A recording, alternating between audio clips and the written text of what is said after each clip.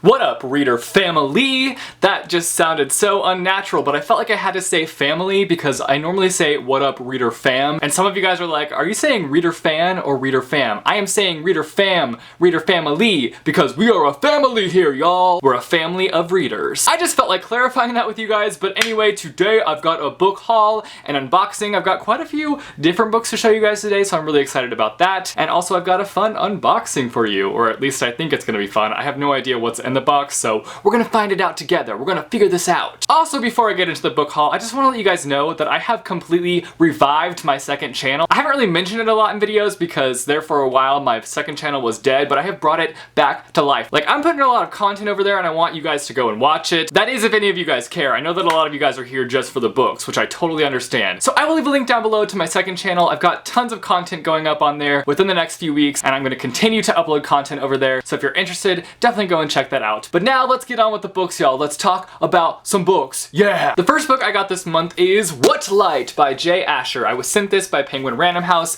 This video is not being sponsored by Penguin Random House. They just nicely sent this to me. I've read his other book, 13 Reasons Why, but I wasn't like a massive fan of that book. I enjoyed it, but it just wasn't my favorite. So I'm definitely interested in giving another one of his books a go, and so I'm going to do that with this book. This story follows a girl by the name of Sierra, and her family runs this Christmas tree farm, and so she lives in Oregon, but they commute back and forth between Oregon and California. So she kind of feels like she's living this double life. She's not really living a double life, she just has a different life in Oregon than she does in California. But she ends up meeting this guy by the name of Caleb, and he kind of causes a rift in her double life. Ooh! I know that Sierra's kind of more of a good girl and that Caleb's kind of more of a bad guy, so I think that there ends up being a lot of drama in their romance. But I'm not gonna lie, I love reading about drama. I don't like being involved in drama, but I like reading about it. So it's a little bit of a romance story, but it's also got some Christmas vibes going for it, so I'm hoping to get to this one this Christmas season, but we'll see what happens. I might have to end up saving it for next year, but either way, stoked to read this. So there's kind of a little bit of a backstory to this next part of my haul. So I read Carve the Mark by Veronica Roth recently, and I read it and didn't realize that there was a super harmful trope used in it, which I will leave more information on that down below. And I failed to recognize that problematic point in the book while reading it, which is obviously embarrassing and mortifying. I would never want to read and support a book that does harm to other people. And I just want to apologize for not recognizing that issue within that book while I was reading it, but know that I am listening and learning, and know that I will probably again in the future make a mistake, but I am just hoping to constantly grow and listen and learn. But there's been a call to action to read more diversely, which I really thought that I was doing that this year. I thought that I had read from a lot of diverse authors, but then I looked back on my year and I was like, you know, I did read some diverse authors here and there, but definitely not enough. So I picked up some diverse reads and I'm really excited about them, and know that I'm not reading them just because of this one situation that happened. I recognize that diversity in books is super important, that we need more of it. We need more diverse books. So I want to support diversity in whatever way I can. The first book I got was again sent to me by Penguin Random House, but no, they are not sponsoring this video, and that is Brown Girl Dreaming by Jacqueline Woodson, and I've actually already read this book. It was great. This book is written in verse, and it just kind of tells the life story of Jacqueline Woodson and everything that she went through growing up. It covers topics like discrimination, family, and death, and so many other different little topics here and there, but it was overall a really great read, and I will talk more about it in my wrap-up. Then I got The Red Pencil by Andrea Davis Pinkney,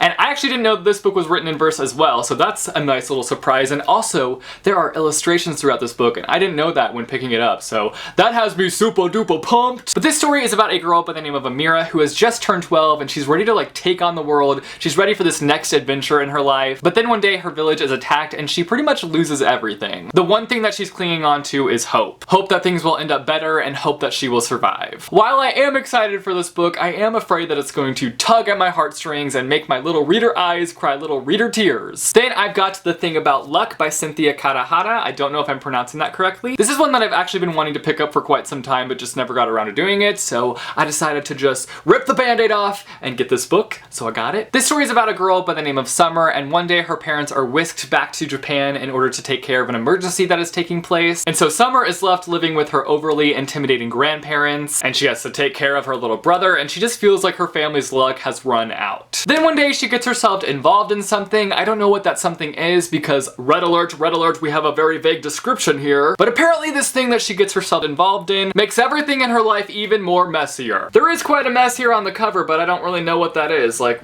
are they playing with Play-Doh? I don't know. Then I got The Iron Cast by Destiny Soria, and this cover has me shook. Like, I'm obsessed with this cover. This is such a nice cover. I dig it, I dig it. I'm just gonna tell you guys the one thing that made me want to pick up this book in the first place, and that's the fact that the two main girls in this story have the ability to create illusions through art. Hi, hello, my name is Jesse, and I am sold! Cha-ching, cha-ching! Also, this book takes place in 1919, which I think will add an even cooler element to the atmosphere of the story, and it just sounds like it's gonna be an excellent read, and I can't wait to devour it.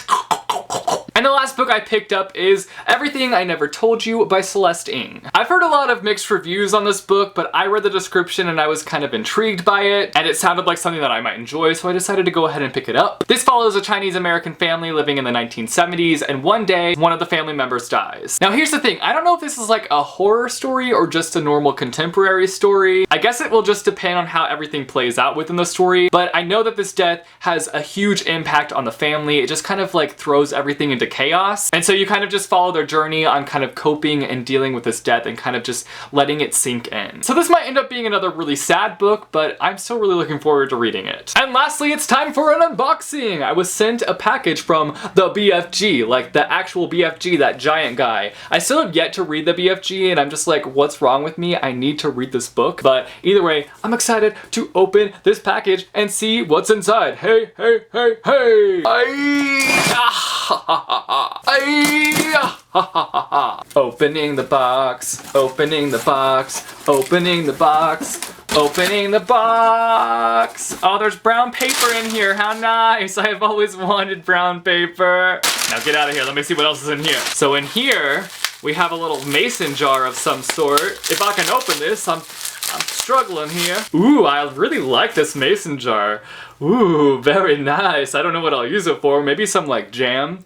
I've never made jam, but maybe now I'll make jam so I can put it in this BFG mason jar. Ooh, and I got this super nice leather bookmark. Oh yeah, I am here for this. Then I've got a journal here. It's a dream journal, so that's super cool. And this awesome pen to go along with it. It looks like a wooden pencil, but it's actually a pen. So I'm gonna write all my dreams in here. I've actually been keeping track of some of my dreams because I've been having some crazy dreams. So I've been writing them down. I'm saving them for a second channel video, so you gotta go subscribe to my second channel if you wanna find out about some of my crazy dreams I've been having. But I think I'm gonna start writing them in here. Then I've got the BFG Funko Pop, which I actually really like this Funko Pop. There are Funko Pops out there that I'm like, I would never buy that, but I like this one. I would totally buy this, so I don't even have to buy it now. I got this now. Holla! Then I received the BFG book, which has the movie cover on it. I actually have the BFG already, so maybe I'll do a giveaway of some sort for this book on my social medias. Follow me at jessethereader everywhere. Gotta get that self-plug in there. Plug it in, plug it in. And then it came with the BFG movie Blu-ray and DVD plus digital HD, which I have yet to see this movie yet, so this has me super pumped. I should probably read the book first and then see the movie,